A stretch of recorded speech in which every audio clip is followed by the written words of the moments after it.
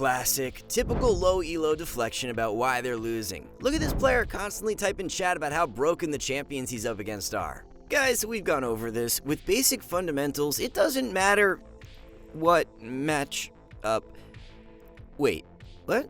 This isn't a low elo player? That's our challenger expert Hector, just hard feeding every game? Change the entire narrative of the guide. Agency, island, bot diff. Oh, got it. Every top laner loves to complain about how little map agency their role has in the game. It's not rare to be doing well in top, but the entire rest of the map is getting owned, so you just lose the whole game. It sucks, and we're not going to tell you otherwise. It's the truth. However, this doesn't mean top lane can't be one of the best carrying roles out of all 5 if played properly. As a top laner, you have everything going against you, except one massive advantage. You're more than likely playing either a bruiser or a tank, both of which are usually balls of stats.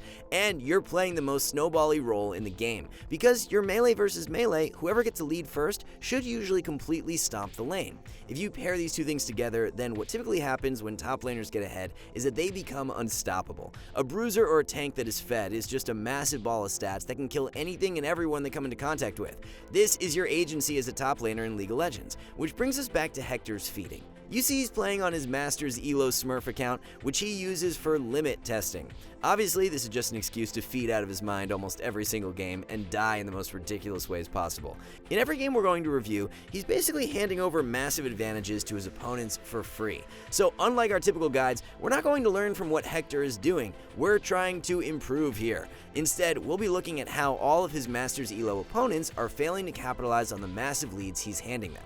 And you're going to soon understand why most top lane players think their role has no agency. If even high elo players struggle to punish properly, then think about how many games you're not winning because you're not converting your leads into unstoppable advantages. And if you want to learn how to get game-winning leads in the first place, then you should check out our brand new Master in Minutes course on wave control and trading that you can only find on our website, skillcap.com. Each video in the course teaches you one concept in less time than it takes to start a game of League of Legends. So while you wait for your next game, you can learn freezing, fast pushing, slow pushing, bouncing waves, the list goes on, all in just a few minutes to maximize your improvement rate. Once you're manipulating waves like a pro, hop into our Master in Minutes course on CSing, trading, or warding. The list keeps growing as we add new courses each week. These courses have been getting 5-star ratings from all of our users, raving at how helpful they are. Seems too good to be true? Well, don't worry, we're backed by a rank up guarantee. If you don't significantly improve while actively using SkillCapped, then you get your money back, no questions asked. We're the only service that can offer this because you'll actually see results. So what are you waiting for? Click the link in the description below and get the rank you've always wanted. Alright, now let's get into today's guide. We'll start with this Yone game. Let's first see how Hector put himself disastrously behind. At level 1, he all-ins versus an Urgot. He over-chases into the enemy wave and is at an ignite disadvantage to boot. In a completely shocking turn of events, this doesn't work, and that's his first death. As he teleports back to lane, we once again see what a challenger took away from that situation. Urgot is clearly just too broken. He's even got a hidden mind control ability that forced Hector to try and fight him at level 1 to 2. That's another 90% HP gone. What a clearly broken champion. And, well, this obviously leads to a dive. Not only has Hector died twice, but his teleport is down now, and he's missed like 4 waves of farm. Every single one of you should know how completely over this game is for Yone now. And as we talked about, Urgot is in the perfect position to snowball this lane out of control. He should become an unstoppable monster this game that 1v9s, but immediately we'll see Urgot do something quite poor. While Hector was respawning and walking back, you can see him farming this extra wave on the minimap. Then he walks back to tower to get a plate before setting up a recall. Getting a nice chunk of extra gold may not seem like a mistake, but it definitely was. But we're not going to tell you why just yet. Watch what happens for the next little bit and see if you can figure out yourself why it was so bad. So Hector arrives back in lane and needs to push the wave into Urgot's tower. He manages to do so while Urgot is still away, and that's about all he can accomplish. So he bases to buy boots. Not the best recall timing, but it'll have to do. With his new Nikes, Hector walks back to lane and catches this wave at his tower. Finally, he tries to set up a gank for his Echo coming to help, but it doesn't work out. Now we can pause. Here's a simple question. During that entire sequence, did it ever feel like Hector was at a game-losing disadvantage? No, not at all, right? Yone and Urgot didn't interact at all for a while. This goes back to that earlier moment we mentioned. Urgot took way too much time to set up a recall. He either needed to kill the wave or get the plate, not both. The reason it's so bad is because he didn't get back in lane to stop Hector's crash. If he'd recalled earlier, he'd have been back in lane by like 4 minutes and 20 seconds, forcing a freeze and putting Hector in a literal hell of a lane state. You should know about rebounding waves as a skill cap student already. By letting Hector crash, Urgot is letting the wave bounce back to Hector where he can just wait and safely catch it, as you all saw. What this means is that Hector did not have to interact with Urgot until about 6 minutes in the lane, when the wave finally bounces off his own tower towards Urgot. Let's put it like this, that was literally 90 seconds or 3 whole waves of missed punishes. When we put it like that, do you see how awful his play was now? And what'd he buy with his extra gold? A cloth armor. That's definitely not worth all the missed opportunities. Let's show you what a proper punish looks like. This will be a bot lane clip, but it's a picture-perfect example of how Urgot should have played that scenario. In this competitive game, G2's bot side wins a 3v3 fight. Draven is now really fed. Now notice this, Draven and Nautilus could easily stay and get an extra turret plate and even kill that wave, but they both instantly decide to recall. Why? Well, it's because they both know how important it is to get back to bot lane in time to stop their opponents from crashing. They don't need any more gold right now, they're already strong enough from all the kills. Look at the result. Zeri and Yuumi literally cannot walk up in lane anymore. It is game over for them. That is how you properly punish when you're ahead. So far, Urgot has missed one big punish, so let's keep watching. Up next, Hector's Echo is still topside, so he attempts to bait Urgot for the gank. Tragically, Urgot ends up hitting 6, and this causes both Hector and Echo to die, handing over 2 more kills to the already fed Urgot.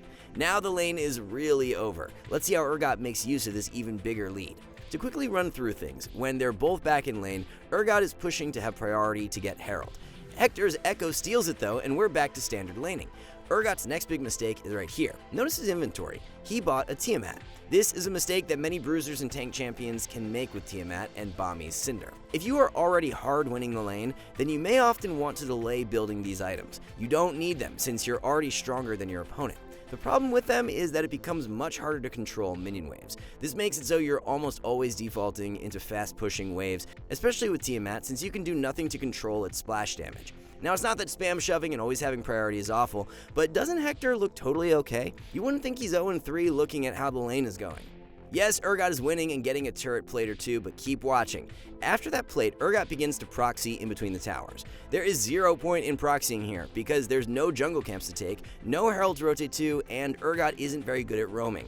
There's absolutely no benefits right now to proxy, but a lot of downsides. For one, they're just trading waves now. Urgot isn't building his lead any further, as they're going completely even in minions. Hector puts it quite well here for us. This Master's Elo Urgot has 0 idea how to punish him for feeding this hard. This is not how top lane should look when you're behind, as you all know and have experienced. Hector's even getting a turret plate here and there. Now, don't get us twisted, Urgot was the better top laner this game. Hector was just feeding like an animal, and Urgot was playing fine. But that is not your goal as a top laner. Playing fine will just get you team gapped every other game, and that's why top lane is so frustrating. This all ties back into the issue most top laners have. They don't know how to brutally stomp their opponent, and the best way Urgot could have achieved that this game is by forcing interactions. As a top laner, you really need to abuse either slow pushing or freezing to force your opponent to fight you or defend themselves. Imagine if Urgot had been in lane at this timing. He could permanently freeze, and there'd literally be nothing Hector could do about it. Or if he hadn't bought Tiamat, maybe he could have built up slow pushes and dove the Yone with his jungler. Basically, literally anything other than what he did. He would have crushed this lane and won the game almost entirely on his own. Forcing interaction is something many top laners struggle with, and we'll show you another example of it. This time, it's the Irelia vs Warwick game, which we previewed at the start. Hector was even stupider here than in the last Yone game. Check it out. So he died at level 1, right? Thankfully, his Echo came top and fixed his lane with a gank. Despite the help, Hector is still getting owned. He refuses to play safe when he shouldn't be fighting 1v1. Thankfully, not just Echo, but even Syndra came up to bail him out again.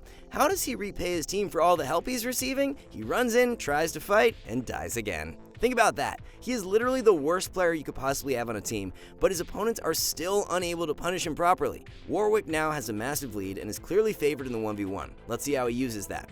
Pay close attention to the following info. After dying, Hector's Syndra teleports up top to catch the massive wave, and it'll also rebound back into Warwick.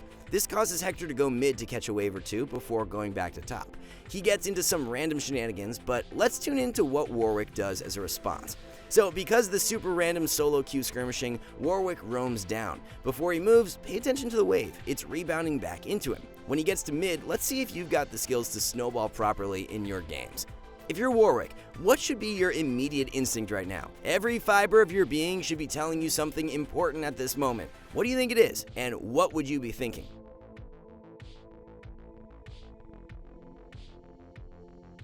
The words, "I don't want to fight," should have been blaring through this Warwick's head right now. Instead, he leaps into the fray and instantly dies. Nice. So, why is this bad? Why shouldn't he want to fight? He's strong and had his ultimate, so what's the problem? To climb Elo as fast as possible, you want stability and consistency in your games. Remember, before roaming down, Warwick left a rebounding wave coming towards him. Not only that, but he has proven time and time again that he will kill Aurelia anytime she walks up. So you've got the exact same scenario that we've talked about already, where Warwick can just win with a freeze. Hector will walk up and he will instantly die. Warwick roaming down here is good, but he should only be here to defend, not attack. Warwick shouldn't want any action here. He should hover in case his team gets engaged on, but he ideally wants for everyone to disengage and go back to their lanes or jungle. Using back pings to make this happen would be ideal. Then, when they're both back in lane, he would immediately win by killing Aurelia. We could criticize his mechanics, target selection, and skirmish decision making too, but the biggest issue is that he wasn't aware at all of what his main win condition was this game to snowball his lead. He just saw a fight and thought about nothing else besides engaging. Because Warwick died, Hector is now completely free to go fix that rebounding wave in top. This is just like the Yone game where he didn't get punished and gets away unscathed. As you can see, when he comes back to lane, the wave is pushing towards him. Now all he has to do is play safe and... God damn it. We cannot make it any clearer how hard Hector is trolling. Yes, he has the better teammates right now, but that should not matter. When you get massive leads like these top laners have, then you should be able to reliably snowball way more often. These random plays that make no sense and are likely to throw are a clear indication that many top laners have no idea how to convert their leads into massive advantages. Think about how much more you would win if you apply these concepts whenever you're the one that's fed. Let's move on to our final example, and this time we'll cover a different topic, exploiting your opponent's specific weakness. To get into it, let's first watch some more eye-burning gameplay. This is the Yasuo vs Illaoi gameplay we previewed where Hector lost all of his health at level 2. Now, this is definitely not as big of a lead as the previous games we've looked at, but let's count all of Illaoi's advantages. Hector is nearly dead while she still has a lot of health and mana to play with. His jungler is pathing bot side, and Illaoi has teleport advantage. So you now put any good top laner in Illaoi's shoes here, and they stomp the lane nearly 100% of the time. You cannot ask for a better start. Let's see what she does. She crashes a wave at Hector's tower and begins doing, well, Illaoi things. You guys are well accustomed to how annoying this champion is when she's pushing into you. Now, this is clearly incredibly miserable. He's having a really tough time dealing with this and is suffering as a result of his previous actions. But compare this moment to what we saw back then. Illaoi doesn't seem any farther ahead than she already was, does she? She's still winning, but she's not converting her lead into anything just yet. Now, what ends up happening is that Illaoi pushes in one final wave. You can tell she's getting a bit desperate to make something happen by how hard she's forcing the issue under tower here. This gives Hector an opportunity to try an all-in, which results in both sides barely walking away with their lives. Although they both lived, Hector clearly gets the better end of this as he gets to push in an extra wave. So watching that entire sequence, it can be hard to know exactly where this Illaoi went wrong. Her final push was a mistake, but she wasn't extending her lead before that either. This is a more subtle mistake, but one that many players make constantly. It is good to know what your champion's specific win condition generally is. Illaois are used to perma-shoving in their opponents and harassing them with her E when they try to last hit under tower. It's very potent and quite obnoxious to play against. Usually, Illaois will build health and CS leads this way. But you don't want to just tunnel vision on what you want to do. You should often ask the question, what would make my opponent's life miserable? Let's imagine a Jace versus Vladimir matchup. Jace is winning and generally likes to push similar to Illaoi and harass under tower. But think about that from Vladimir's perspective. He wants to get shoved in when he's losing because he can just out-sustain any poke he might take with his Q. Or let's think about a champion like Renekton. Typically, he loves setting up dives with his junglers, but if you were up against annoying champions to kill like Maokai, Kled, or Kayle, then that game plan would be significantly worse. A final example would be Freezing versus Quinn after level 6. You're just asking for your team to die to a bunch of roams. The main point here is that yes, Illaoi great when pushing and harassing under tower. We even saw a glimpse of that here. but when Hector got access to his wind wall, then all that pressure is non-existent. Yasuo last hits under tower really well and can avoid all of her harass. There's literally no reason for Illaoi to spam shove versus a Yasuo. At this moment, Illaoi should have thought about what Yasuo would hate and pivoted to any strategy other than fast pushing as she usually would.